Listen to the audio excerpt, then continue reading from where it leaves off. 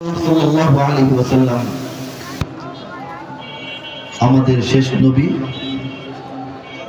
সর্বশ্রেষ্ঠ নবী, সর্বোচ্চ নবী, সর্বোত্তম নবী, এতে কোনো সন্দেহ নাই, ঠিক কিনা বলেন? সরওয়ারে কায়নাত, তাজদারে দু আলম মুহাম্মদ রাসূলুল্লাহ সাল্লাল্লাহু আলাইহি ওয়াসাল্লামের শানে কয়েক লাইন নাতে রাসূল শেষ করছি, তারপর আলোচনা যাবে ইনশাআল্লাহ। بلغ العلا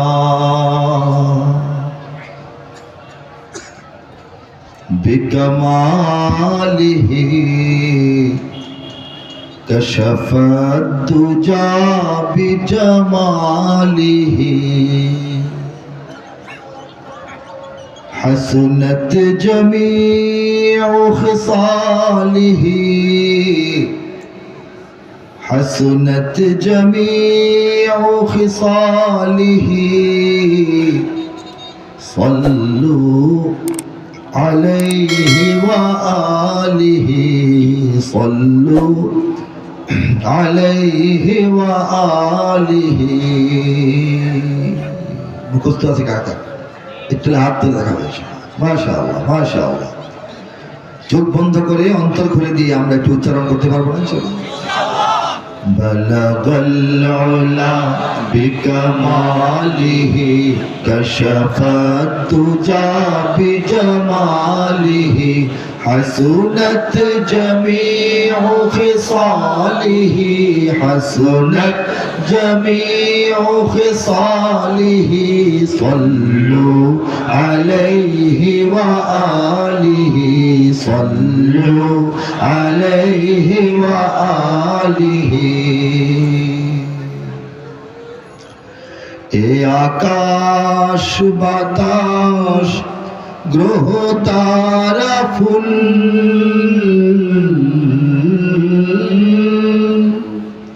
এ গোলাপ জবা চমেলি বকুল এ আকাশ বাতাস গ্রহ তারা ফুল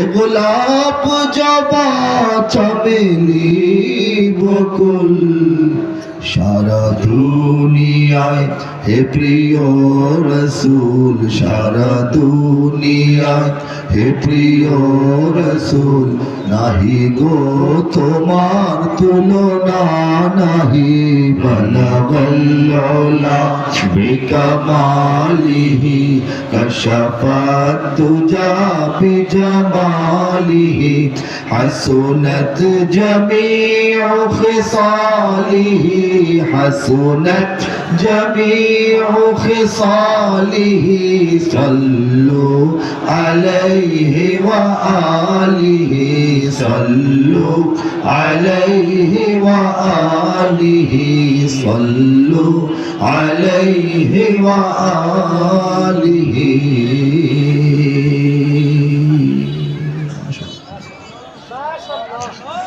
রাসূলের শানে নিবেদিত কথা, নিবেদিত সুর, আল্লাহর হামদ, আল্লাহর সানায় নিবেদিত কথা, নিবেদিত সুর এই অঞ্চলের মুসলমানদের হৃদয়ের খোরাক, ঠিক কিনা বলেন?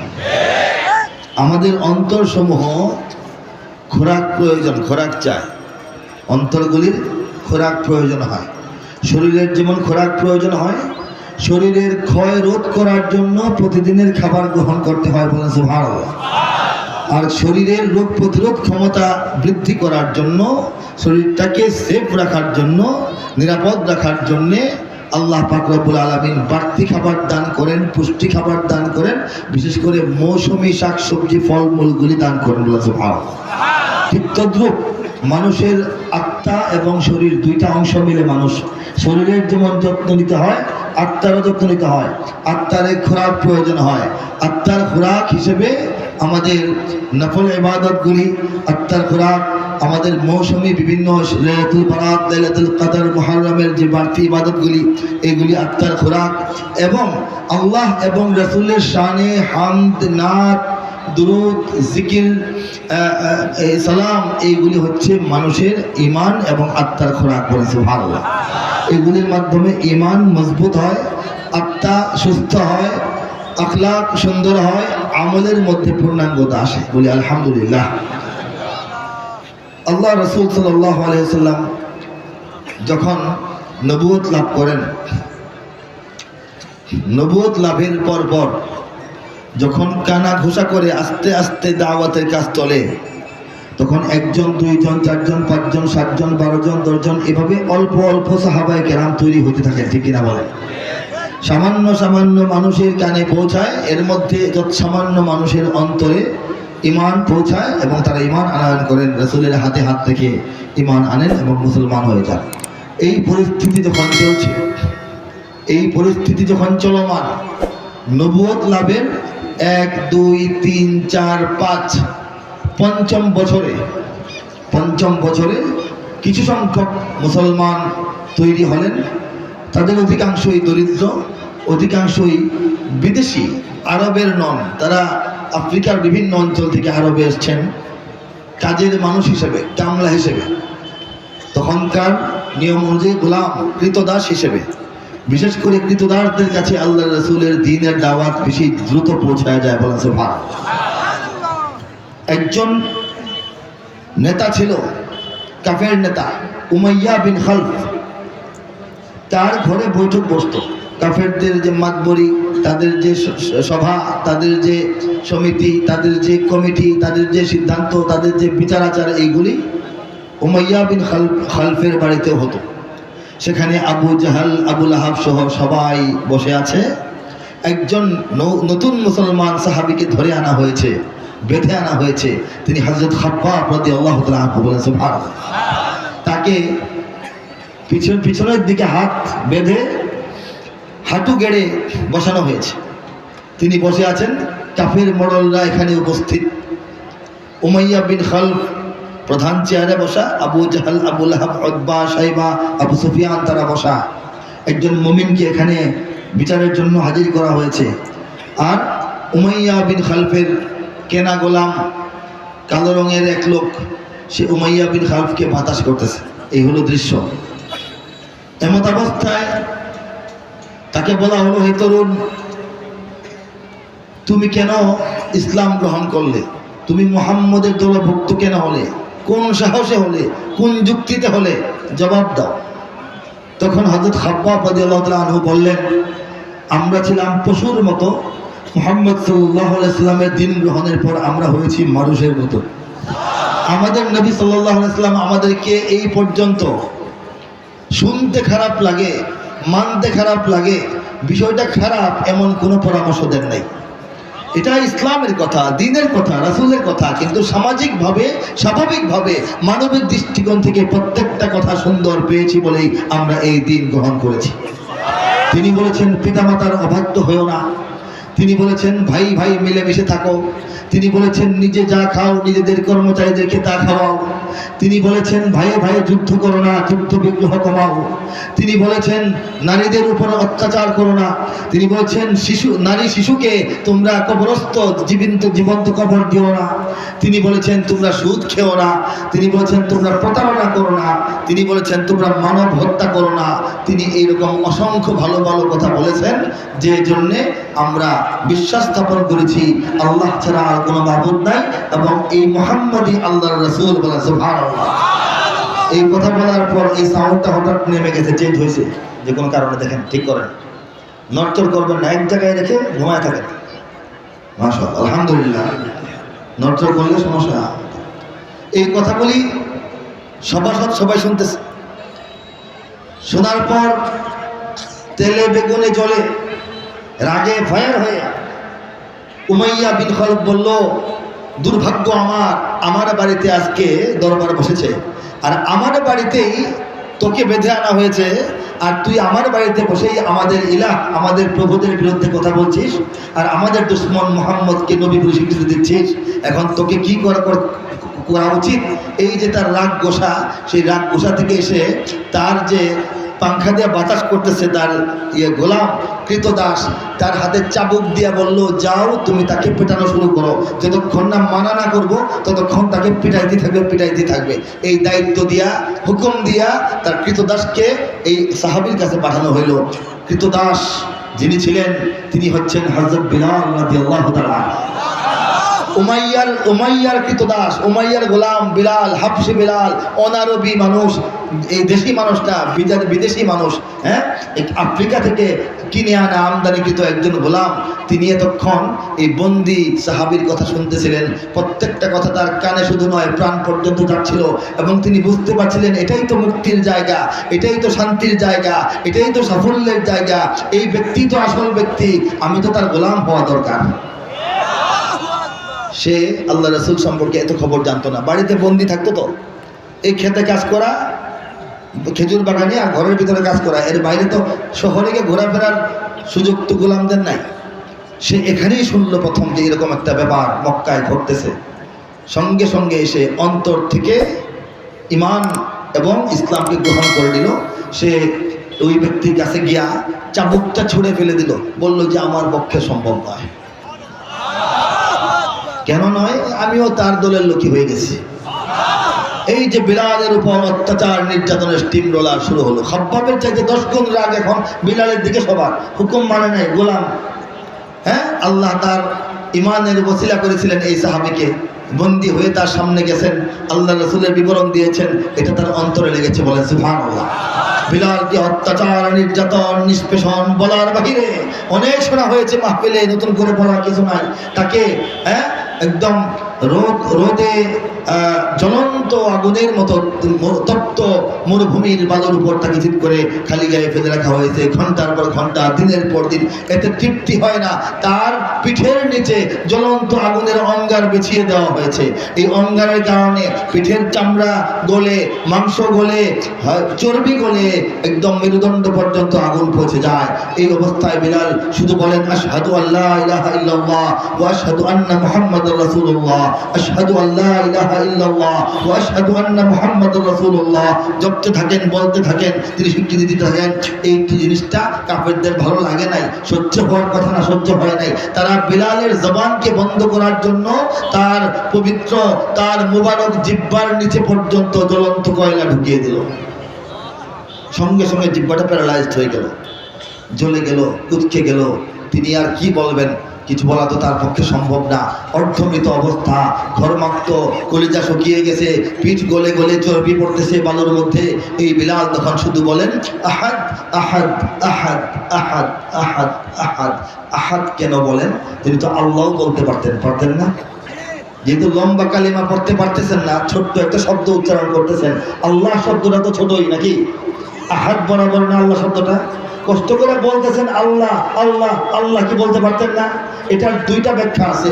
একটা হচ্ছে আল্লাহ উচ্চারণ করার জন্য জিহ্বাকে যেভাবে মুখের তালুর সঙ্গে চাপ দিয়ে লাগাইতে হয়, এতটুকু শক্তি সামর্থ্য তার জিহ্বায় তখন ছিল না। আহাদ বলতে পারতেছিলেন, একটু সহজ হচ্ছিল। এটা হচ্ছে একটা ব্যাখ্যা। আর প্রকৃত ব্যাখ্যা হচ্ছে মক্কার কুরাইশদের সঙ্গে নতুন ইমানদার যারা মুসলমান, তাদের মতের পার্থক্য আল্লাহ নিয়ে ছিল না। আল্লাহকে তো কুরাইশরাও চিনত, কুরাইশরাও জানতো, কুরাইশরাও মানতো। কাবা ঘরকে তারা শয়তানের ঘর বলতো না, আল্লাহর ঘরই বলতো। আল্লাহ নিয়ে সমস্যা না, আল্লাহর একত্ববাদ নিয়ে সমস্যা। বলেন সুবহানাল্লাহ। তারা আল্লাহর সঙ্গে 360 মূর্তির দেবতা বানায়, 360 মূর্তিকে আল্লাহর মন্ত্রী পরিষদ মনে করে, সহযোগী সহকারী মনে করে। তাদেরকেও মোটামুটি কাছাকাছি উপ আল্লাহ, পনে আল্লাহ, প্রতি আল্লাহ মনে করে। বলেন নাউযুবিল্লাহ। আল্লাহ তো একলা দুনিয়া সামলাইতে পারেন না, তার লোকজন লাগে। তারা হলো এই দেবদেবীরা। এক এক দেবদেবীর সঙ্গে কথা বললে আল্লাহকে পাওয়া যায়। শিক্ষার জন্য এক দেবী, বৃষ্টির জন্য এক দেবী, ধানের জন্য এক দেবী, আটার জন্য এক দেবী, নিরাপত্তার জন্য এক দেবী, সন্তানের জন্য এক দেবী, সম্মানের জন্য এক দেবী। এইভাবে তারা আল্লাহকে ভাগ ভাগ করে দিয়েছিল, আল্লাহর ক্ষমতাকে। আর মুসলমানদের সঙ্গে পার্থক্য হচ্ছে, আমরা বলি লা ইলাহা ইল্লাল্লাহ, আল্লাহ ছাড়া আর কোনো মাবুদ নাই, একমাত্র মাবুদ, একমাত্র রব শুধুমাত্র আল্লাহ তাআলা। ঠিক কিনা বলেন? এই যে পার্থক্যটা, বিলাল ভাবলেন আমি যদি আল্লাহ আল্লাহ বলি তারা মনে করবে সে মনে হয় আমাদের মতো হয়ে গেছে, ইমান থেকে মনে হয় ঘুরা ফিরে আসছে, মনে হয় মায়ের খেয়ে সোজা হয়ে গেছে, আমরাও বলি আল্লাহ সেও বলে আল্লাহ। বিলাল এই কথাটা স্পষ্ট করার জন্য হাত বললেন যে হ্যাঁ, তোমাদের সঙ্গে পার্থক্যই তো আমাদের এটা, তোমরা আল্লাহকে এক আল্লাহ মানো না, আমরা বলি আল্লাহু আহাদ, আল্লাহ এক এবং একক। কাজে আমি যে তোমার দলে ফিরে আসি নাই, আমি যে মুহাম্মদের দলেই এখনো আছি, মৃত্যু পর্যন্তই থাকতে থাকবো, এটা বোঝানোর জন্য বিলাল বলতেছেন আহাদ আহাদ, এক একক, এক একক বলেন সুবহানাল্লাহ। এটা হচ্ছে ইমান, এটা হচ্ছে ইমানের কৌশল হিকমত। এই বিলালের উপর অত্যাচার নির্যাতন শুধু নয়, হযরত খুবাইব রাদিয়াল্লাহু তাআলা আনহুকে খেজুর গাছের সঙ্গে বেঁধে তার পুরোটা শরীরকে খেজুরের কাঁটা দিয়ে একদম ছাতনির মতো, চালনির মতো একদম কুচকে ফেলা হয়েছে। হযরত ওসমান রাদিয়াল্লাহু তাআলা আনহু, বিখ্যাত সাহাবী, অভিজাত সাহাবী, ধনাঢ্য সাহাবী, তার উপরেও যে নির্যাতন হয়েছে আমরা অনেকে জানি না, বলিও না। তিনি যখন ইসলাম গ্রহণ করেন, রাসূলুল্লাহ সাল্লাল্লাহু আলাইহি ওয়াসাল্লামের খলিফা, তৃতীয় খলিফা রাসূল সাল্লাল্লাহু আলাইহি ওয়াসাল্লামের প্রথম এক কন্যার জামাই, এই কন্যার মৃত্যুর পর এতই পছন্দ করতেন নবীজি জামাইকে, আরেক কন্যাকে তার কাছে পেয়ে দিয়েছিলেন। জিন নুরাইন বলা হয়, দুই নূরের মালিক, দুই নূরের অধিকারী। এই সাহাবী যখন বড়লোক মানুষ, তিনি তো গরিব না, তিনি গোলামও না, তিনি তো অভিজাত মানুষ, উমাইয়া বংশের প্রভাবশালী মানুষ, তাকে পর্যন্ত কাফেররা উটের ছাড়ানো নতুন চামড়া, কাঁচা চামড়া, উটের কাঁচা চামড়া দিয়া পেঁচায়া তাকে মরুভূমির রৌদ্রের মধ্যে ফেলে রাখত। এইগুলি হচ্ছে ইতিহাস। সবর সবর সবর সবর সবর, ধৈর্য। আল্লাহ রাসূল ধৈর্য ধরতে বলেছেন, ধৈর্য ধরেছেন, ধৈর্য ধরিয়েছেন। আল্লাহ রাসূলের কাছে যাওয়া বলছেন যে একটু ধৈর্য ধরো, সামনের দিন আসতেছে, একটু ধৈর্য ধরো, এই দিন নয়, আরো দিন আছে। আল্লাহ নবী এইভাবে সাহাবায়ে কেরামকে শুধু প্রবোধ দিতেছিলেন, একটা মানে ভরসা দিচ্ছিলেন। এই ভরসা আর আল্লাহর উপর ভরসা করে ধৈর্যের সঙ্গে সঙ্গে মাত্র 13 বছর, কয় বছর? বিশাল লম্বা সময় নাকি? হ্যাঁ, আমাদের এই 13টা বছর দেখতে চলে যায়, ঠিক না বলেন? 13 বছরের সাহাবায়ে কেরাম সহ নবী করিম সাল্লাল্লাহু আলাইহি ওয়াসাল্লামের যে ধৈর্য, এই ধৈর্যের ফলে আল্লাহ পাক কে দিলেন? 13টা বছর পার হওয়ার পর আল্লাহ রাসূল মদিনায় হিজরত। মদিনা তাকে অভিবাদন জানালো, সম্ভাষণ জানালো, আদর সোহাগ জানালো। মদিনায় আল্লাহ রাসূলকে বাদশাহ বানায় দেওয়া হলো। সুবহানাল্লাহ। রাসূলুল্লাহ সাল্লাল্লাহু আলাইহি ওয়াসাল্লাম মাত্র 10 বছরের জীবন পেলেন, কর্মজীবন, বলেন সুবহানাল্লাহ। 40 বছর পর্যন্ত তো নবী হন নাই, নবী হইলেন 40 বছর বয়সে। পরে 13 বছর তো লুকিয়ে, ধীরে আস্তে, গোপনে, রয়ে সয়ে ইসলামের কাজ করতে হয়েছে। স্বাধীনভাবে কর্মজীবনে তিনি শুরু করতে পারেন নাই, মিশন শুরু করতে পারেন নাই। স্বাধীনভাবে তিনি তার জীবনের মিশন করেছেন কত বছর? মাত্র 10 বছর। মদিনার 10 বছর তিনি স্বাধীনভাবে ইসলামের কাজ করতে পেরেছেন। মাত্র 10 বছরের ব্যবধানে, 10 বছরের মধ্যে রাসূলুল্লাহ সাল্লাল্লাহু আলাইহি ওয়াসাল্লামের পৃথিবীর ইতিহাসে তিনি দৃষ্টান্ত স্থাপন করেছেন। মদিনা নামক একটি পূর্ণাঙ্গ স্বতন্ত্র সার্বভৌম রাষ্ট্র প্রতিষ্ঠা করেছেন। সেখানে ইতিহাসের সর্বপ্রথম লিখিত সংবিধান কায়েম করেছেন। সেখানে আলাদা অর্থ ব্যবস্থা কায়েম করেছেন, আলাদা শিক্ষা ব্যবস্থা কায়েম করেছেন, মসজিদ নির্মাণ করেছেন, মাদ্রাসা নির্মাণ করেছেন, বাজার ব্যবস্থা কায়েম করেছেন। সেখানে আল্লাহ রাসূল সাল্লাল্লাহু আলাইহি ওয়াসাল্লাম সামরিক বাহিনী তৈরি করেছেন। সারা দুনিয়ার পরাশক্তি রোম পারস্যের কাছে আল্লাহ রাসূল ইসলামের দাওয়াত সেখান থেকে পাঠিয়েছেন। অনেক যুদ্ধ পরিচালনা করেছেন। 27টার মতো যুদ্ধে নিজে তিনি সশরীরে উপস্থিত থেকে নেতৃত্ব দিয়েছেন। আর অসংখ্য যুদ্ধের তিনি পরিকল্পক ছিলেন। তিনি বদর, উহুদ, খান্দক, খায়বার, সুলহ হুদায়বিয়া, মক্কা বিজয়ের মতো বড় বড় ঘটনা এই 10 বছরের মধ্যে ঘটেছে। এই 10 বছরের জিন্দেগানি শেষ করে নবীজি এমনই এক বীজ বপন করে গেছেন ইসলামের। তার ইন্তেকালের পরে হযরত আবু বকর সিদ্দিক রাদিয়াল্লাহু আনহুর 2.5 বছর ক্ষমতার পরে হযরত ওমরের শাসন আমলেই যে ইসলাম মক্কায় কোণঠাসা, যে ইসলাম মক্কার একটা বাড়ি ঘরের ভিতরে কোণঠাসা, রাস্তায় বের হতে পারে না, কাবা ঘরে যাইতে পারে না, যে ইসলামকে দমন করা হয়, পীড়ন করা হয়, স্তব্ধ করা হয়, নত করা হয়, বেঁধে রাখা হয়, চেপে রাখা হয়, সেই ইসলামের পতাকা, কালিমাতুশ শাহাদার পতাকা ওমরের আমলে চীন হতে মরক্কো পার হয়ে, আটলান্টিক পার হয়ে, স্পেন পর্যন্ত অর্ধেক দুনিয়ায় উঠতে লাগলো। কেমন ইতিহাস মনে করে? বেশি দিন লাগছে? কাজেই সময় মতো ধৈর্য ধরতে হয়, আল্লাহর উপর তাওয়াক্কুল রাখতে হয় এবং নিজের কাজ এগিয়ে নিতে হয়। বিজয় অত্যাসন্ন, বিজয় আসবেই। আল্লাহর নবীর সেই 10 বছরের পরিশ্রম, 13 বছরের ধৈর্য, 10 বছরের পরিশ্রমের ফলে এখন দুনিয়াতে 200 কোটি মানুষ আল্লাহ রাসূলের নাম শুনলে সঙ্গে সঙ্গে বলে সাল্লাল্লাহু আলাইহি ওয়াসাল্লাম।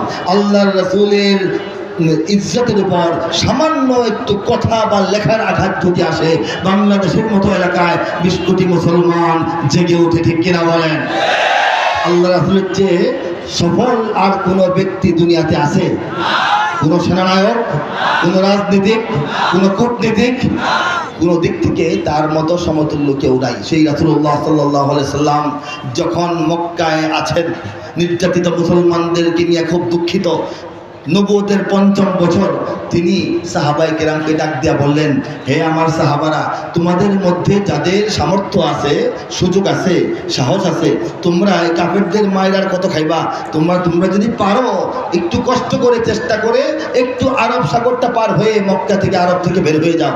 আরব সাগরটা পার হইলেই সাগরের ওই পারে আফ্রিকা একটা দেশ আছে, এই দেশের নাম বর্তমানে ইথিওপিয়া, তখন ছিল এটার নাম আবিসিনিয়া।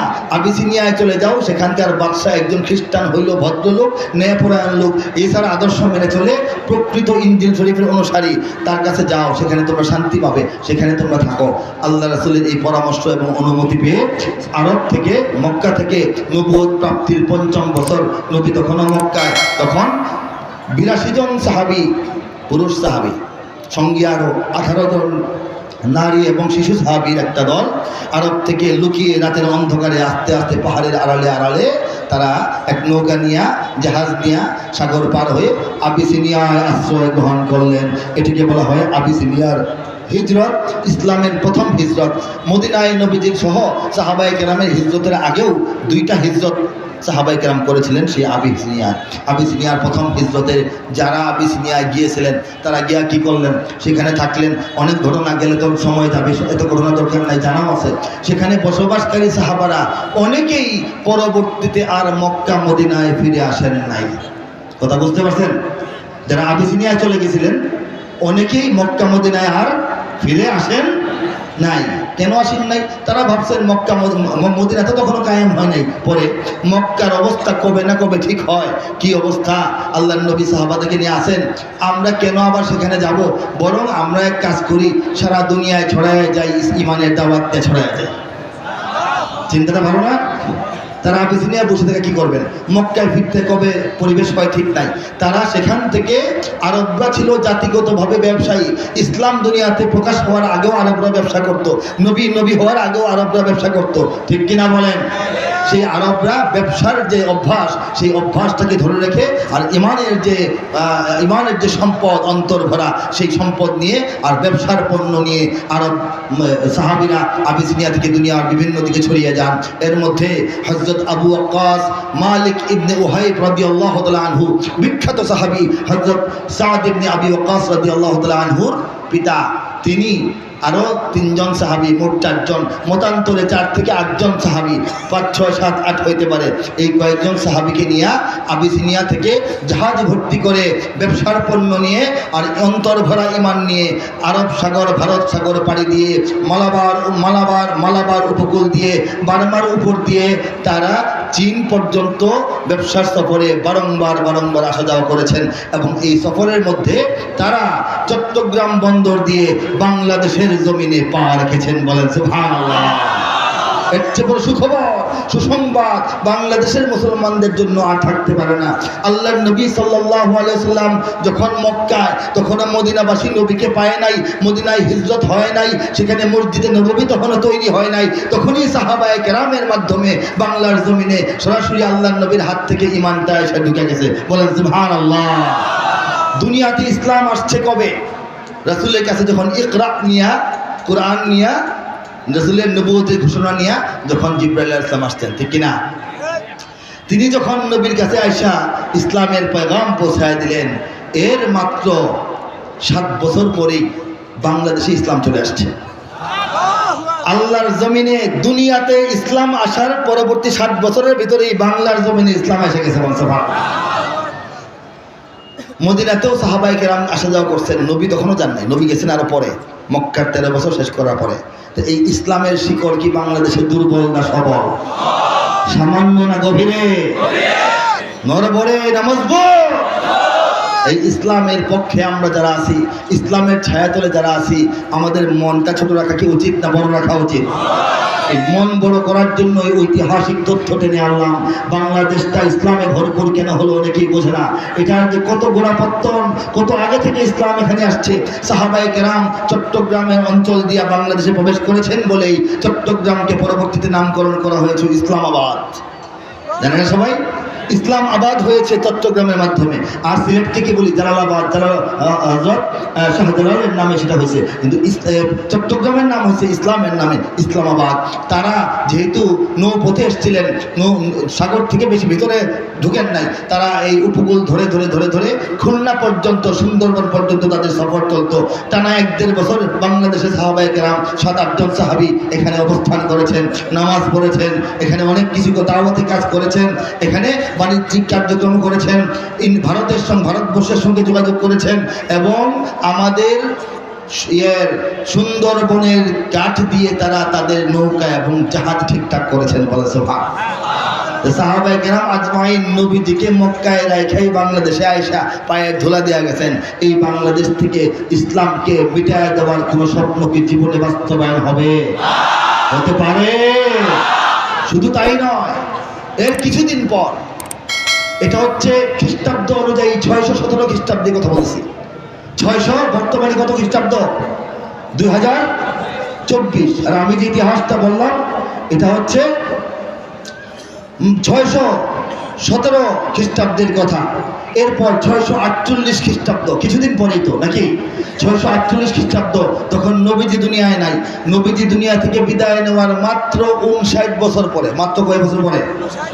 59 বছর পরে বাংলাদেশে আরেকটা স্থাপত্য সাহাবায়ে কেরামের হাতে হয়েছে।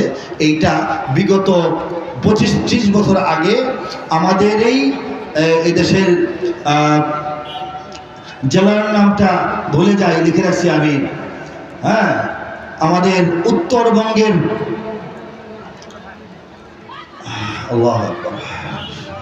লালমনিরহাট, হ্যাঁ এই তো মনে করছেন, উত্তরবঙ্গের লালমনিরহাট জেলা, চিনেন না সবাই? সেই লালমনিরহাট জেলার পঞ্চগ্রাম নামে একটা ইউনিয়ন আছে, সদরে পঞ্চগ্রাম ইউনিয়ন। সেই পঞ্চগ্রাম ইউনিয়নের ভিতরে একটা নির্মাণ কাজের জন্য মাটি খোদাই করতে করতে করতে করতে হঠাৎ করে সেখানে মসজিদের আড়া বলা হয়, মসজিদের আড়া। এই গ্রামে আপনারা মন চাইলে গাড়ি ভাড়া করে গিয়ে দেখবেন কত জায়গায়, হ্যাঁ, ঘুরতে যান না? এইসব দেখা দরকার না? মসজিদের আড়া গ্রাম, পঞ্চগ্রাম ইউনিয়নে, লালমনিরহাট সদরে। সেখানে খুদাই করতে করতে হঠাৎ দেখা গেল ছোট ছোট ইট দেখা যায়। আগেলাদের ইট আছে না, বিস্কুটের মতো ছোট ছোট ছোট সাইজের ইট। এই ইটগুলি পাওয়ার পর মানুষজন মনে করলো কোনো বৌদ্ধদের কোনো নির্মাণ হইতে পারে, হিন্দুদের কোনো স্থাপত্য হইতে পারে। তারা এটা প্রত্নতত্ত্ব অধিদপ্তরের কাছে সেল করে দিল যে ইটগুলি তারা নেওয়া যাবে, এটা ব্যক্তিগত জায়গা কেনা হয়েছে। তখন এইগুলি যখন উঠায় নেওয়া হয়, একবার একজন এই শ্রমিকের মাথা থেকে একটা বড় ইটের মতো, পাথরের মতো ঠাস করে নিচে পড়লো। সে দেখলো যে এটার মধ্যে ফুল টুল আঁকা আছে, অনেক কিছু আছে, ফুল তো আঁকা থাকতে পারে, মন্দিরেও থাকে।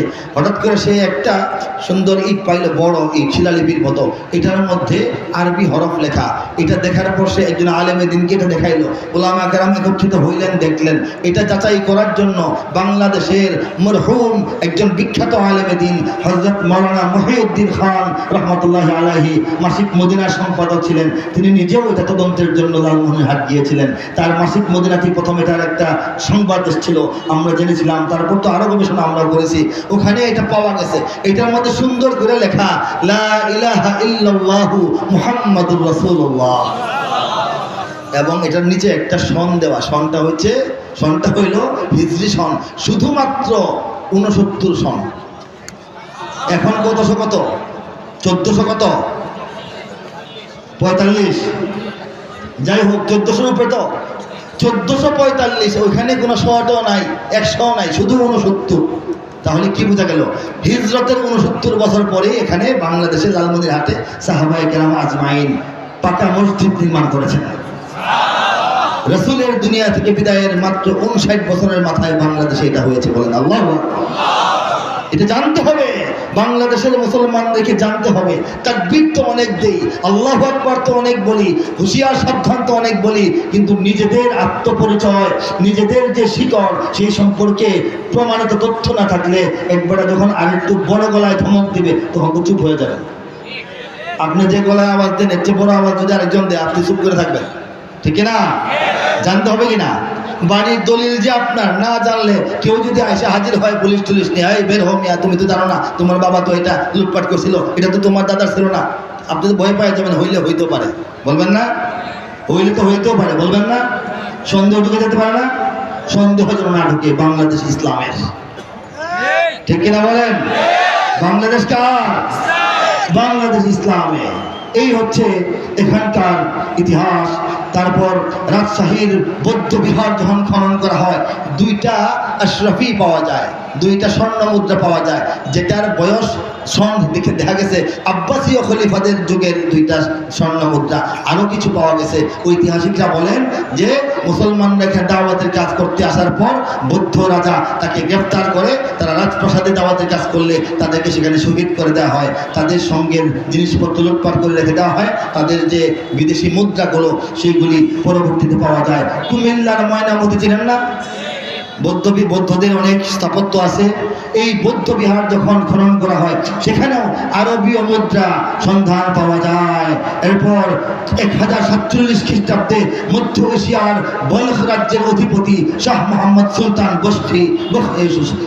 সুলতান বলখ থেকে বাংলাদেশে আসেন এবং সন্দ্বীপ আছে না, সন্দ্বীপ চট্টগ্রাম থেকে নৌকাতে যেতে হয়, ব্রিজ হয় নাই, এই সন্দ্বীপে তিনি আসেন। সেখানে হরেরাম নামে একটা রাজ্য ছিল, হরেবল নামে রাজা ছিল। রাজা তাকে ইসলামের দাওয়াত দিতে বাধা দিল, যুদ্ধ হইল, রাজার মৃত্যু হইল। হিন্দু যে উজির আজম সে ইসলাম গ্রহণ করলো, তাকে ক্ষমতায় বসিয়ে ইসলামী আইন তিনি সেখানে কায়েম করলেন সন্দ্বীপে। তারপর চট্টগ্রাম এসে, ফেনী এসে, কুমিল্লা এসে, ঢাকায় এসে, এই রোড দিয়া টাঙ্গাইলের উপর দিয়া আমাদের সিরাজগঞ্জ গিয়া বগুড়া মহাস্তনগড়ের রাজার সঙ্গে তার আরেকটা জিহাদ হলো। সেখানে মহাস্তনগড়ের রাজাকে পরাজিত করে সেখানেও তিনি ইসলামী অনুশাসন কায়েম করেন। এইভাবে দ্বীনের প্রচার বাংলাদেশে আস্তে আস্তে আসছে, এমনিতে আসে নাই। শাহ মোহাম্মদ সুলতান রুমি রহমতুল্লাহ আলাই তিনি 1053 খ্রিস্টাব্দে তিনি চট্টগ্রামে প্রথম আসেন। তারপর মেঘনা এবং ব্রহ্মপুত্র পাড়ি দিয়ে বৃহত্তর নেত্রকোনায় ইসলাম কায়েম করেন। বৃহত্তর নেত্রকোনায় ইসলাম কায়েম করেন। 12শো শতাব্দীর শেষ দিকে রাজশাহীতে প্রবল প্রতাপ সহকারে অনেক শিষ্য ছাত্রী দিয়ে হযরত শাহ মাখদুমের আগমন ঘটে। শাহ মাখদুমের মাজার আছে না? আছে না নাই? এরপরে 1205 খ্রিস্টাব্দে ইখতিয়ারউদ্দিন মোহাম্মদ বিন বখতিয়ার খিলজি কুতুবউদ্দিন আইবেকের সেনাপতি হিসাবে বাংলাতে প্রবেশ করেন।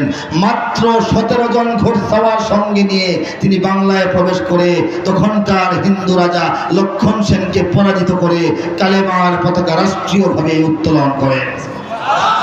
এর আগ পর্যন্ত সব ছিল আঞ্চলিক শাসন এবং আউলিয়ায়ে কেরামের দ্বীনের দাওয়াতি মিশন। কিন্তু গোটা বঙ্গের উপর রাজত্ব করে সেখানে কালেমার পতাকা উড্ডীন করেছেন ইখতিয়ারউদ্দিন মোহাম্মদ বিন বখতিয়ার খিলজি, ঠিক কিনা বলেন?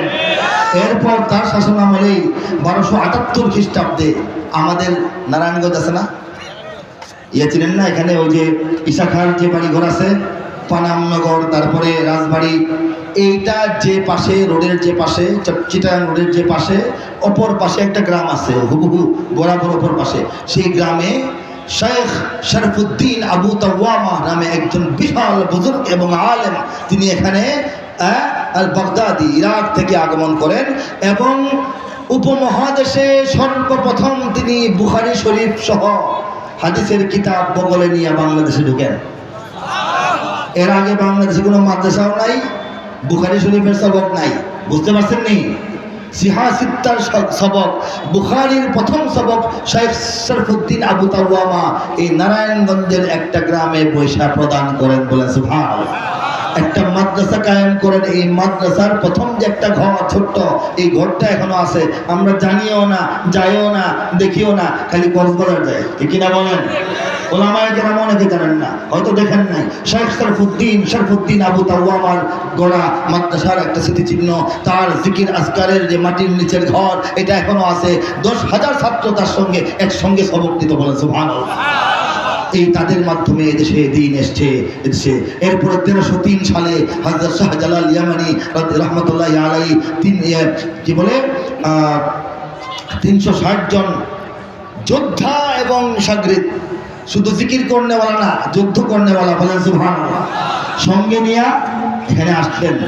লখনৌতির যিনি বাদশা ছিল, তার পাঠানো আর একটা বাহিনী ছিল, সেই বাহিনী আর পীর সাহেবের বাহিনী, এই দুই বাহিনী মিলে গৌর গোবিন্দকে পরাজিত করে সিলেটে ইসলাম কায়েম করে।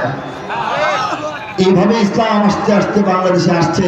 ইসলামটা হুট করে আসে নাই যে ফু মারলে উইরা চলে যাবে, ঠিক কিনা বলেন? সর্বশেষ স্মৃতি কথা বলতেছি, ঢাকার পাশেই হচ্ছে বিক্রমপুর। কারা কারা নাম শুনছেন হাত তোলেন। বিক্রমপুর, ঢাকা আমাদের রাজধানী হওয়ার আগে বিক্রমপুর ছিল বঙ্গের রাজধানী। এর আগে ছিল জাহাঙ্গীরনগর, হয়েছে পরে মুসলমানদের শাসনামলে জাহাঙ্গীরনগর হয়েছে, তারপর নাম হয়েছে ঢাকা। এর আগে ছিল কোথায়? বিক্রমপুর, রাজা বিক্রমাদিত্য। হ্যাঁ, শোনেন নাই নাম? তো এই বিক্রমপুরে একজন আল্লাহর ওলি তিনি এসেছিলেন, তার নাম হচ্ছে হযরত বাবা আদম শহীদ রহমতুল্লাহি আলাইহি। বিক্রমপুর যদি সময় হয়, সুযোগ হয়, একবার যাবেন। বিক্রমপুরের শ্রীনগরের দিকে সম্ভবত ওনার আছে মসজিদ, এবং হয়তো বা আছে, ওনার মাজার আছে। ওখানে তিনি আসলেন, অবস্থান করলেন, দ্বীনের দাওয়াত দিলেন। ইসলামের সৌন্দর্য, ইসলামের মাধুর্য, ইসলামের যে আকর্ষণ, ইসলামের যে অ্যাট্রাকশন, এর মাধ্যমে হাজার হাজার হিন্দু, হাজার হাজার বৌদ্ধরা ইসলাম গ্রহণ করতে লাগলো। কারণ এদেশে ইসলামের আগে পালদের রাজত্ব ছিল, বৌদ্ধদের, তারপর সেনদের রাজত্ব ছিল, হিন্দুদের, এরপর ইসলাম চলে আসলো। ইসলামের দাওয়াতে অসংখ্য হিন্দুরা যখন মুসলমান হইতে লাগলো, ওনার নামাজের মধ্যে অনেক লোক হয়, ওনার জিকিরের মধ্যে অনেক লোক হয়, ওনার মাহফিল ভরা হাজার হাজার লোক হয়, ওনার সৈনিক হয়ে গেছে অনেক মানুষ, ওনার সঙ্গে সরাসরি একদম আত্মার সম্পর্ক করে সাকৃত হয়ে গেছে অনেক মানুষ। তিনি দ্বীনের বিধিবিধান মানুষকে শেখাচ্ছেন, ইসলামের সৌন্দর্য মানুষকে বিলিয়ে দিচ্ছেন। এই খবর আসলো বঙ্গের প্রধান বাদশার কাছে। তার নাম হচ্ছে ওই যে বখতিয়ার, যাকে পরাজিত করেছিল লক্ষণ সেন। বখতিয়ারের কাহিনী আগে বলে ফেলছি, বাবা আদম শহীদের কাহিনীটা বখতিয়ারের আগে। এই লক্ষণ সেনের বাবা তখন শাসক বল্লাল সেন। এই বল্লাল সেন খোঁজ খবর নিল যে এখানে একটা ঘটনা ঘটতেছে, গরু জবাই করা হয়, মুসলমানরা খায়, নামাজ পড়ে, জিকির করে, মানুষকে দাওয়াত দেয়। সে রাগে একদম অগ্নিশর্মা হয়ে সে সেনাবাহিনী প্রস্তুত করলো, শিকড় থেকে উপরে ইসলামকে সে ফেলে দিবে, ইসলামের এই ব্যক্তিত্বদেরকে সে ফেলে দিবে। এই চিন্তা করার পর সে গোয়েন্দা দিয়া খোঁজ খবর নিল। গোয়েন্দারা খবর দিল, মহারাজ আপনি যত সহজ ভাবতেছেন, ব্যাপারটা অত সহজ না। কেন সহজ না? তারা তো সংখ্যায় আপনার সেনাবাহিনীর চেয়ে বেশি না, এই কি বলে এত বেশি সরঞ্জাম তাদের কাছে নাই, তারা সুসজ্জিত নয়, তারা প্রশিক্ষিতও নয়। কিন্তু তাদের মধ্যে একটা ব্যাপার লক্ষ্য করেছি, যে তারা মৃত্যুকে নিজেরাই খোঁজে। ওই মৃত্যু আছে, কেমনে শহীদ হবে। যারা মৃত্যুকে খুঁজে, তাদেরকে মৃত্যুর ভয় দেখায় তো লাভ নাই। এবং তাদের ইতিহাসে, অতীতে মুসলমানদের ইতিহাসে রণাঙ্গন ছেড়ে ভেগে যাওয়ার কোনো ইতিহাস নাই। দুইটা সমস্যা, একটা হলো তাদের মধ্যে ঐক্য প্রবল, একক নেতৃত্বে তারা একেবারে সম্মোহিত। দ্বিতীয়ত হলো তাদের মধ্যে রণাঙ্গন ছেড়ে পালিয়ে যাওয়ার কোনো ইতিহাস নাই। তৃতীয় হলো তারা সবাই মৃত্যুটাকে জীবনের চেয়ে ভালো মনে করে, মৃত্যুর অপেক্ষায় থাকে। আপনি তাদেরকে পরাজিত করতে পারবেন এটা শিওর না, আপনারা পরাজয় হয়ে যাইতে পারে। এখন কি করবেন চিন্তা করে দেখেন। বল্লাল সেন বললেন, আমার তো মান সম্মান থাকে না, আমি তো হুমকি দিয়েছি তাদেরকে উচ্ছেদ করব। আমার রাজ্যের মধ্যে এরকম অনাচার করতেছে, তারা গরু জবাই করে, এক আল্লাহর কথা বলে, আমি আক্রমণ করব, তাদেরকে পরাস্ত করব, এটাই আমার সিদ্ধান্ত। কিন্তু মনে মনে সে দুর্বল, যদি পরাজয় হয়ে যায়, ঠিক না? এই দুর্বলতার কারণে সে তার রাজপ্রাসাদের যত নারীরা আছে, শিশুরা আছে, এবং রাজপ্রাসাদে যারা বসবাস করেনেওয়ালা, তাদেরকে বলল যে আমি তো লড়াইয়ে যাচ্ছি, আমি অনেকগুলি পাহারাদার প্রহরী প্রাসাদ রক্ষী দিকে রেখে যাচ্ছি, একটা বিশাল অগ্নিকুণ্ড জ্বালিয়ে রেখে যাচ্ছি একটা কারণে, যদি এমন হয় যে যুদ্ধে আমাদের পরাজয় হয়ে গেল, অথবা যুদ্ধে বিজয় হইলেও হয়তোবা আমার মৃত্যু হয়ে গেছে, এরকম যদি হয় তাহলে মুসলমানরা তো ওখানে বসে থাকবে না, রাজধানীতে আইসা তারা মূল আমাদের যে রাজপ্রাসাদ দখল করবে এবং তোমাদের সবাইকে বন্দি করবে। মুসলমানদের হাতে আমাদের রাজপ্রাসাদের রাজকীয় মহিলারা বন্দি হোক, এটা আমি চাই না। এটা আমার মান সম্মানের ব্যাপার। যদি পরাজয় বুঝি অথবা আমার মৃত্যু হয়, আমি একটা ইঙ্গিত পাঠাবো। আমি আমার জামার আস্তিনের ভিতরে বগলের সঙ্গে পেঁচায়া একটা কবুতর নিয়ে গেলাম। আমি কোনো সমস্যা মনে করলে কবুতরটা ছাইরা দিব। এই কবুতর উঠতে উঠতে রাজপ্রাসাদের ছাদে যদি বসে, গোয়েন্দারা খবর রাখবে, বসলে বুঝবা কবুতর ছেড়ে দেওয়ার মানে আমাদের পরাজয় হয়েছে। তখন তোমরা এই অগ্নিকুণ্ডের মধ্যে সবাই একসঙ্গে ঝাঁপ দিবা, নিজেরা মইরা যাবা, মুসলমানদের হাতে ধরা দিও না, মুসলমানদের হাতে ধরা দিও না, নিজেরা আত্মহননের পথ বেছে নেবে। ঐতিহাসিক সূত্র এগুলি তো আমাদের ইতিহাসে আছে, আমাদের ছেলেপেলেরা পড়ে কিনা জানি না। তখন ঢাকার ঐতিহাসিক ট্র্যাজেডি পড়বেন, ঢাকার ঐতিহাসিক ট্র্যাজেডি, সেখানে এই অগ্নিকুণ্ড প্রজ্বলিত করে তিনি এই পরামর্শ দিয়ে আসলেন, আমাদের পরাজয় হইলে আমি কবুতর ছেড়ে দিব, কবুতর দেখলে মুসলমানরা এসা এটা ঘেরাও করে তোমাদেরকে গ্রেপ্তার করার আগেই নিজেরা মরে যাবা। বুঝতে পারছেন নি? এই ঘোষণা দিয়ে তিনি আসলো যুদ্ধের ময়দানে।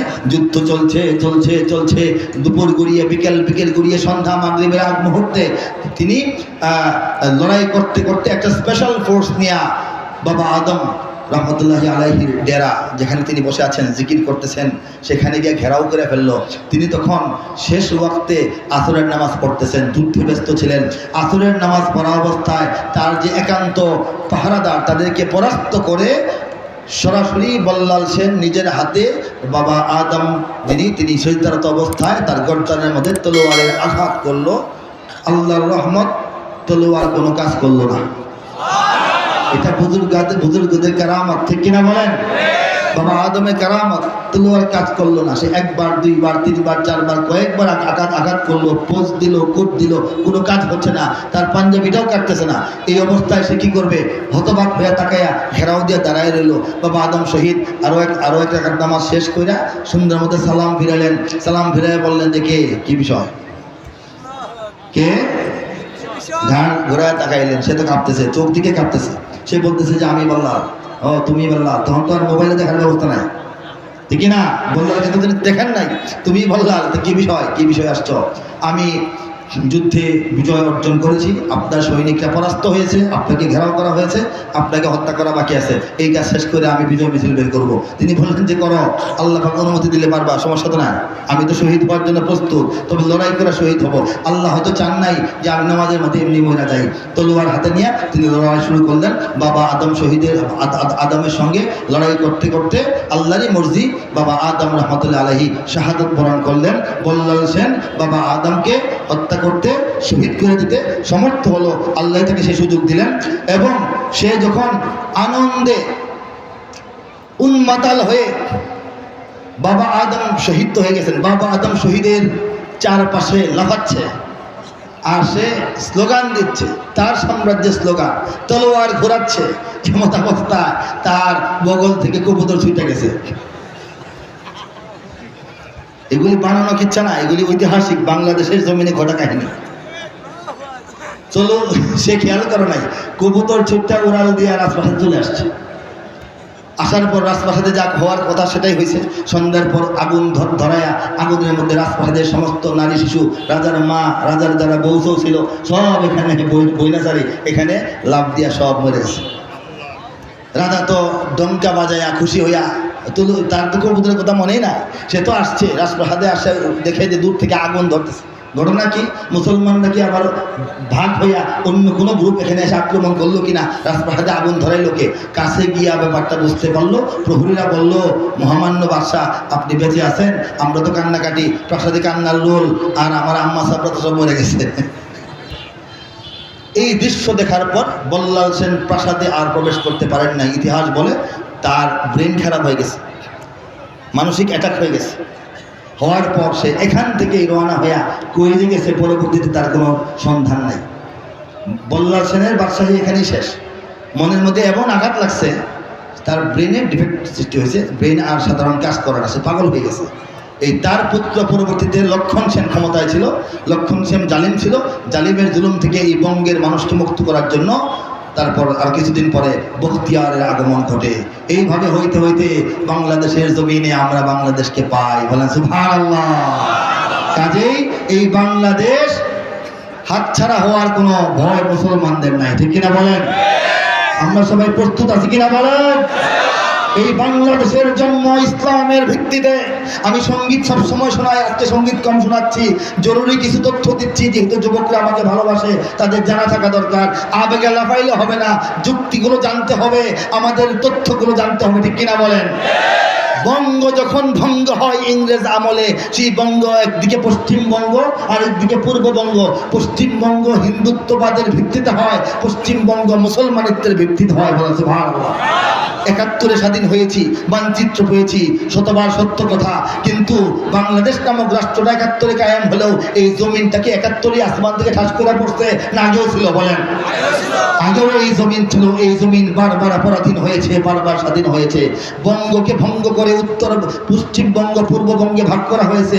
এই এলাকায় মুসলমানদের বসবাস বলে ইসলাম ও মুসলমানদের পরিচয়ের ভিত্তিতে। বলেন ঠিক কিনা?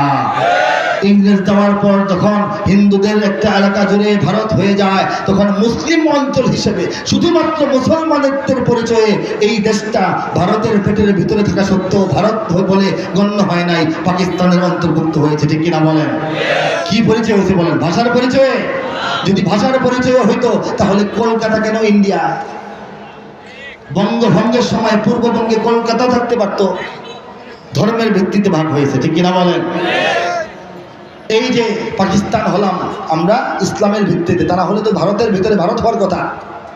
ভারতের ভিতরে একটা অংশ পাকিস্তান হয় কিভাবে? মুসলমানের এলাকা বলি, ঠিক কিনা বলেন?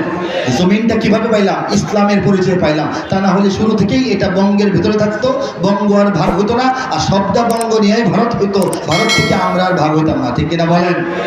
এরপর ৭১ সময় পশ্চিম পাকিস্তানি মুসলমানরা জালিম হয়ে গেল, পূর্ব পাকিস্তানের মুসলমান আমরা মজলুম হয়ে গেলাম। জালিমের অত্যাচার সহ্য করতে না পেরে রাজনৈতিক নির্যাতন, অর্থনৈতিক আগ্রাসন, আমাদের ভাষার উপর আক্রমণ, আমাদের সংস্কৃতি মিটিয়ে দেওয়ার চিন্তা ভাবনার বিরুদ্ধে আমরা দাঁড়িয়ে গেলাম। আমাদের জাতীয় নেতৃবৃন্দ দাঁড়িয়ে গেলেন, সোহরাওয়ার্দী দাঁড়িয়ে গেলেন, শেরে বাংলায় কে ফজলুল হক দাঁড়িয়ে গেলেন, আমাদের হোসেন শহীদ সোহরাওয়ার্দীর নাম আগেই বলেছি, মাওলানা ভাসানী দাঁড়িয়ে গেলেন, বঙ্গবন্ধু শেখ মুজিবুর রহমান দাঁড়িয়ে গেলেন, বঙ্গবীর উসমানী দাঁড়িয়ে গেলেন। ঠিক কিনা বলেন? এই তাদের ধারাবাহিক প্রচেষ্টায় সংগ্রামের ফলে আমরা চূড়ান্তভাবে আরেকটা স্বাধীনতা অর্জন করলাম, বাংলাদেশ পাইলাম।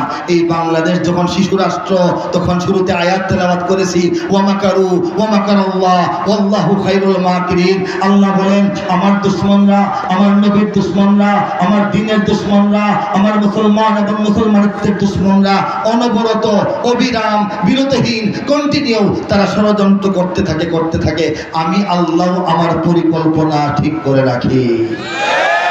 আল্লাহু খায়রুল মাকিরিন, আর আল্লাহই হচ্ছেন সর্বশ্রেষ্ঠ নিখুঁত পরিকল্পনাকারী। ঠিক কিনা বলেন?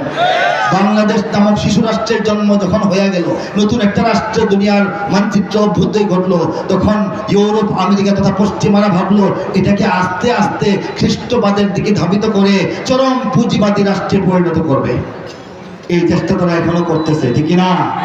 আমাদের পাহাড়ি অঞ্চলে, আমাদের উত্তরবঙ্গে দরিদ্র মানুষগুলিকে খ্রিস্টান বানানোর চেষ্টা তারা করতেছে, জানেন না? মিশনারি কাজ করতেছে। এবং মস্কো তথা রাশিয়া তারা ভাবলো বাংলাদেশকে ক্রমান্বয়ে সেকুলার না, কমিউনিস্ট রাষ্ট্র বানিয়ে ফেলবে। আমাদের প্রতিবেশী ভারত ভাবলো আস্তে ধীরে ক্রমান্বয়ে বাংলাদেশকে হিন্দুত্ববাদ দিয়ে আবৃত করে ফেলবে। ঠিক কিনা? আসতে বলেন কেন? ভয় পান নাকি? তারা এই ষড়যন্ত্র করলো। আর নাস্তিক মুরতাদ যারা, তারা ভাবলো বাংলাদেশকে সেকুলারিস্ট রাষ্ট্র, সেকুলারিজমের নামে, ধর্ম নিরপেক্ষতার নামে ধর্মহীন রাষ্ট্রে পরিণত করবে। তাদের এই মক্করবাজি, ওমাকারু, যারা মক্করবাজি করে, ঠিক কিনা বলেন? তাদের এই ধরনের ষড়যন্ত্র, চক্রান্ত, স্বপ্ন, এইগুলি বাস্তবায়ন হওয়ার নয়। ওয়ামাকার আল্লাহ, আল্লাহ পাক বাংলাদেশ নিয়ে কি পরিকল্পনা করলেন? আল্লাহ পরিকল্পনা করলেন এই বাংলাদেশ হবে ইসলামের। ঠিক কিনা বলেন? লিল্লাহি তাকবীর, লিল্লাহি তাকবীর। বাংলাদেশ বাংলাদেশ ইসলামী বাংলাদেশ, বাংলাদেশ বাংলাদেশ ইসলামী বাংলাদেশ, বাংলাদেশ বাংলাদেশ এটা ইসলামী বাংলাদেশ। আল্লাহ পাক চেয়েছেন ইসলামের দিকে এই বাংলাদেশ ধাবিত হচ্ছে, এগিয়ে যাচ্ছে। শত রকমের ষড়যন্ত্রের পরেও বাংলাদেশ ইসলামেরই থাকবে, ঠিক কিনা বলেন? বাংলাদেশ মুসলমানদেরই থাকবে, ঠিক কিনা জোরে বলেন? এই হচ্ছে বাস্তবতা। এই বাস্তবতার নিরিখে আমি একটি কবিতা বা সঙ্গীত আপনাদের সামনে পেশ করছি যে বাংলাদেশটা চিরকাল স্বাধীন থাকবে ইনশাল্লাহ, এবং ইসলাম ও মুসলমানদের এই বাংলাদেশ থাকবে ইনশাল্লাহ, ঠিক কিনা বলেন? বাংলার ইতিহাসে যখনই শত্রু আসে পালাবার পথ খুঁজে পায় না, ঠিক না? বাংলার ইতিহাসে যখনই শত্রু আসে পালাবার পথ খুঁজে পায় না। ইংরেজ পেনিয়ারা এখানে খেয়েছে, তারা পালিয়ে গিয়েছে পাক হয় না। বাংলার ইতিহাসে যখনই শত্রু আসে পালাবার পথ খুঁজে পায় না। ইংরেজ পেনিয়ারা এখানে খেয়েছে, তারা পালিয়ে গিয়েছে পাক হয় না। এটা অতীতের কথা বললাম। বর্তমানে যারা আগ্রাসন চালানোর চেষ্টা করছে তাদের উদ্দেশ্যে বলতে চাই, বুঝে নিক আমেরিকা, বুঝে নিক ইন্ডিয়া, বুঝে নিক রাশিয়া ও চায়না। বুঝে নিক আমেরিকা, বুঝে নিক ইন্ডিয়া, বুঝে নিক রাশিয়া ও চায়না। মুমিনের এই মাটি, ইমানের এই ঘাটি কিছুতেই কেড়ে নেওয়া যায় না। মুমিনের এই মাটি, ইমানের এই ঘাটি কিছুতেই কেড়ে নেওয়া যায় না, যায় না, না না। মুমিনের এই মাটি, ইমানের এই ঘাটি কিছুতেই কেড়ে নেওয়া যায় না, ঠিক কিনা বলেন? সাহাবায়ে কেরামের আগমনে এই দেশ হাজারো বছর আগে ধন্য। সাহাবায়ে কেরামের আগমনে এই দেশ হাজারো বছর আগে ধন্য। মুমিনের হাজারো বছর আগে ধন্য। ওলিদের মেহনত গড়ে ওঠা জমিন কোটি কোটি মুমিনের জন্য, কোটি কোটি মুমিনের জন্য, কোটি কোটি মুমিনের জন্য। এ মাটির ভাজে ভাজে শহীদের খুন আছে, এ জমিন সহজে শুকায় না। এ মাটির ভাজে ভাজে শহীদের খুন আছে, এ জমিন কখনো শুকায় না, এ জমিন কখনো শুকায় না। মুমিনের এই মাটি, ইমানের এই ঘাটি কিছুতেই কেড়ে নেওয়া যায় না। মুমিনের এই মাটি, ইমানের এই ঘাটি কিছুতেই কেড়ে নেওয়া যায় না, ঠিক কিনা বলেন? সাহাবায়ে কেরামের পদধূলি এই জমিনটা ওলিদের মেহনতে গড়া, নাস্তিক মুরতাদদের জন্য নয়, মুমিনের জন্য, ঠিক কিনা বলেন? ঠিক কিনা বলেন? এ মাটির ভাজে ভাজে শহীদের খুন আছে, তিতুমিরের খুন আছে, বাবা আদম শহীদের মতো অনেকের খুন আছে, লক্ষ লক্ষ শহীদদের খুন এ মাটির ভাজে ভাজে আছে, কিনা বলেন? এই মাটি কখনো শুকায় না, শহীদের রক্তে স্নাত হয়ে থাকে, ঠিক কিনা জোরে বলেন? কাজেই এ মাটি কেড়ে নেওয়া যায় না। এখানে বখতিয়ার 17 ঘোড়সওয়ার নিয়ে তোলে কালেমার পতাকা।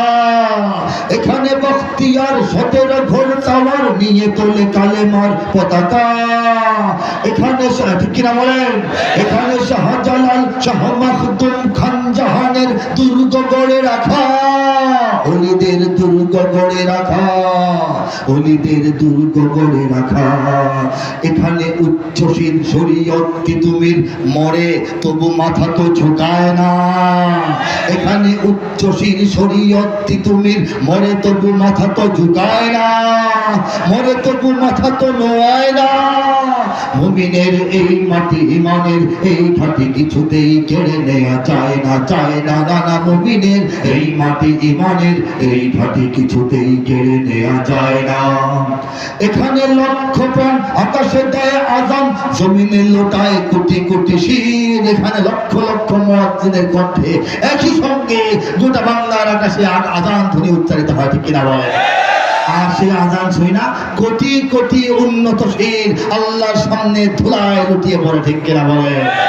এখানে লক্ষ প্রাণ আকাশে দেয় আজান, জমিনে লুটায় কোটি কোটি শির। এখানে হাওয়ার আগে বাতাসের আগে, এখানে হাওয়ার আগে হাজারো কণ্ঠে জাগে, দিকে দিকে নারায়ে তাকবীর, দিকে দিকে নারায়ে তাকবীর, দিকে দিকে নারায়ে তাকবীর। সামান্য কোনো ব্যাঘাত যদি ঘটে, পান থেকে চুন যদি খসে, ইসলামের সামনে কোনো কালো ছায়া যদি আসে, কোনো অন্ধকার যদি মেঘ কালো আকাশে আসে যায়, সঙ্গে সঙ্গে বাংলাদেশের কোনো না কোনো অঞ্চলে আল্লাহু আকবরের আওয়াজ শুরু হয়ে যায়। আর বাতাসের গতিতে, বাতাসের আগে গোটা বাংলাদেশে আল্লাহু আকবরের আওয়াজ ছড়িয়ে যায়। ঠিক কিনা বলেন? এখানে গ্রাম শহরে প্রস্তুত, ঘরে ঘরে কারা প্রস্তুত? আল্লাহর সেনারা ঘুমায় না। এখানে গ্রাম শহরে প্রস্তুত, ঘরে ঘরে আল্লাহর সেনারা ঘুমায় না, আল্লাহর সেনারা ঘুমায় না। মুমিনের এই মাটি, ইমানের এই ঘাটি কিছুতেই কেড়ে নেওয়া যায় না। মুমিনের এই মাটি, ইমানের এই ঘাটি কিছুতেই কেড়ে নেওয়া যায় না, যায় না, না না। মুমিনের এই মাটি, ইমানের এই ঘাটি কিছুতেই কেড়ে নেওয়া যায় না। বাংলার ইতিহাসে যখনই শত্রু আসে, পালাবার পথ খুঁজে পায় না। ইংরেজ পেনিয়ারা এখানে খেয়েছে, তারা পালিয়ে গিয়েছে পাক হায়রা। সুতরাং বুঝে নিক আমেরিকা, বুঝে নেওয়া দরকার না? বুঝে নিক ইন্ডিয়া, দরকার আছে না? বুঝে নিক রাশিয়া ও চায়না। বেশি আগানোর আগে ওরা চিন্তা ভাবনা করে নিক, ঠিক না? বুঝে নিক আমেরিকা, বুঝে নিক ইন্ডিয়া, বুঝে নিক রাশিয়া ও চায়না। মুমিনের এই মাটি, ইমানের এই ঘাটি কিছুতেই কেড়ে নেওয়া যায় না, যায় না, না না। মুমিনের এই মাটি, ইমানের এই ঘাটি কিছুতেই কেড়ে নেওয়া যায় না। আপনাদের মধ্যে একজন দাঁড়ায় লিল্লাহি তাকবীর দেন, আপনাদের মধ্যে।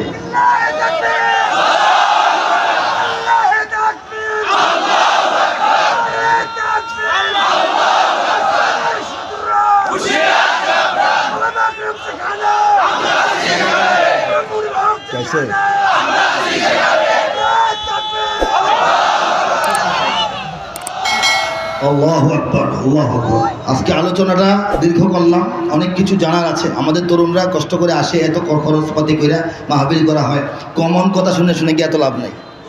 একই মাঠে অনেক মাহফিল হয়, ঠিক কিনা বলেন? বলি আলহামদুলিল্লাহ। চলছে, চলবে ইনশাআল্লাহ, ঠিক কিনা? এই যে ইতিহাসটা জানার পরে কি মনে হলো? মনে হয় না দেশটা আমাদের, নাকি আমরা ভাড়াটিয়া? ভাড়াটিয়া না মালিক? আমরা সিদ্ধান্ত নিবে কে থাকবে কে থাকবে না, আমরা সিদ্ধান্ত নিব, ঠিক কিনা বলেন? কে কত টাকা ভাড়া দিবে, কে ভাড়া দিবে, কারে মাগনা রাখবো, কে বাসা ছেড়ে চলে যাবে, কাকে যেতে দেবো না, কাকে মাল সহ বিদায় করবো, কার মাল তালা মাইরে আটকায় রাখা বিদায় করবো, এই সিদ্ধান্ত আমরা নেব, ঠিক কিনা বলে বলেন? অথচ ব্রাহ্মণ্যবাদী ভারতের দালালরা, আমেরিকা এবং ইউরোপের দালালরা, মস্কোপন্থী দালালরা এদেশের মুসলমানদেরকে, ইসলামকে কোণঠাসা করে ভাড়াটিয়া সাব্যস্ত করতে চায়। সেই ষড়যন্ত্র সফল হতে ইনশাআল্লাহ আমরা দেব। আর কি শুনতে চান বলেন? সময় শেষ। ইঞ্চি তো অনেক গেছি, গাইব আবার। ইঞ্চি ইঞ্চি মাটি সোনার চাইতে খাঁটি, নগদ রক্ত দিয়ে কেনা। শত্রু বাহানাদার একটি কণাও তার কেড়ে নিতে কেউ পারবে না। রঙের তুলিতে আকাশ সবুজের ছায়া ঢাকা, সুজলা সুফলা পরিপাটি। লক্ষ শহীদ গাজী রেখেছে জীবন বাজি, করেছে স্বাধীন এই মাটি। বাংলাদেশ আমার, বাংলাদেশ তোমার, বাংলাদেশ সবার প্রাণ। ধন্য ধন্য আমি সবার চাইতে দামি বাংলা মাটির সন্তান। বাংলাদেশ আমার, বাংলাদেশ তোমার, বাংলাদেশ খোদার দান।